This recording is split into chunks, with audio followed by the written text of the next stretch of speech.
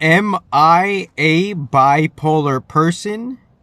If I deal with customers, I'm not going to give you the particular framework, but however you're dealing with customers, particularly in person, because like on the phone, you're not really showcasing your physical personality and how, or your day-to-day work life personality. And obviously, we have different roles. That's not to be confused with multiple personality disorder, because do we really have multiple personality disorder? If we're rooted in ourself, we know how we work. We know how we perhaps want mutual respect, right? Just generally saying that. So is it that I just burnt some sage, so if you see some like, little puffs of smoke, it's the sage.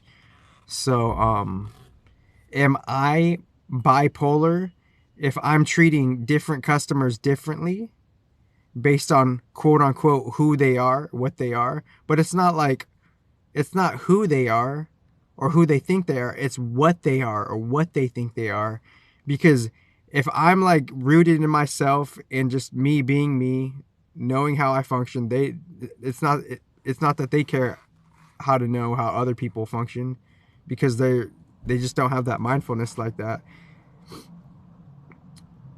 But am I bipolar if I'm treating customers differently, but it's the attitude they're bringing towards me, So I'm like rooted in myself, doing my professional customer service with mutual respect included, and then, kind of reflecting towards the customer's energy on what they're giving me. So do I have multiple personality disorder, or do I have, some type of self knowledge which people don't necessarily know, and that's not necessarily readily available or processable to them.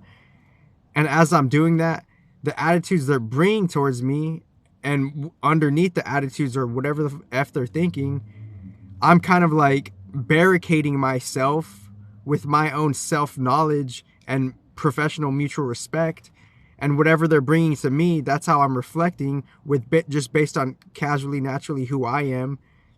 Me trying to be like just kind of I wouldn't say I'm like a social butterfly. I'm just like I just respond and I reflect positivity. And we all like have our own approach on how to socialize. We could socialize in such a way where the same birds of a feather flock the same feather. It doesn't always have to be like that.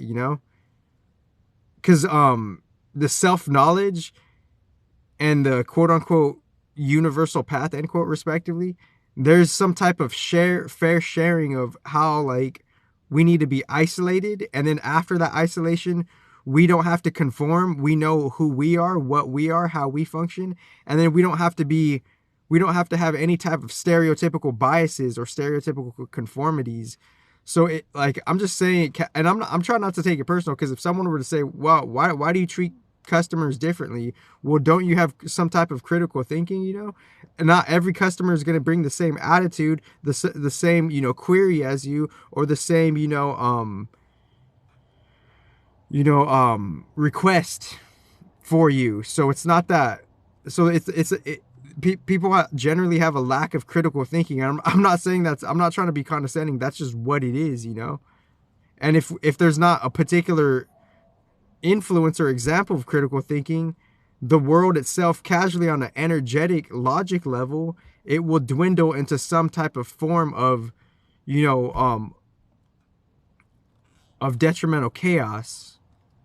So it's like, do I have multiple personality disorder? And I'm sorry I don't look at the camera, because I'm just like, sometimes I'm just zoned out. Like maybe I like sometimes, like, the individual is afraid to face themselves. Because just of like how like one looks, right? Like showing up. I show up for myself. You know, I'm doing this to prove something to myself.